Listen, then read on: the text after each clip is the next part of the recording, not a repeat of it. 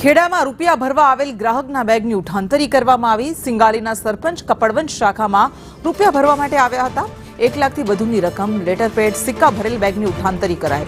વધુ વિગત સાથે સંવાદદાતા કરુણેશ જોડાઈ ગયા છે। કરુણેશ, શું વધુ વિગત મળી રહી છે ઉઠાંતરીને લઈને? કોણ હતું? સમગ્ર જે ઘટના છે એ કેડીસીસી બેંક કે જેની શાખા કપડવંજમાં આવેલી છે તે જગ્યાની આ ઘટના છે, જેમાં એક રૂપિયા ભરેલી બેગ ગ્રાહકના એક રૂપિયા ભરેલી બેગની ઉઠાંતરી થઈ જાય છે ને સમગ્ર જે ઘટના છે તે સીસીટીવીમાં કેદ થઈ છે। જે સિંગાલીના સરપંચ છે કૌશિકભાઈ ઈશ્વરભાઈ વ્યાસ, તેમની આ બેગ હતી જેમાં 1,29,000 રૂપિયા હતા અને આ સિવાય પંચાયતના લેટર પેડ સિક્કા સહિતના જરૂરી કાગળો પણ ત્યાં બેગમાં હતા। જ્યારે ભર બપોરે તે બેંકમાં પૈસા ભરવા માટે આવ્યા હતા અને આ જે બેગ હતી તે ટેબલ પર મૂકી હતી અને ટેબલ પર મૂકીને એ પૈસા ભરવા ગયા તે દરમિયાન જ જે ચોર હતો તેને સિફતપૂર્વક આ બેગ ઉઠાવીને ભાગી ગયો છે।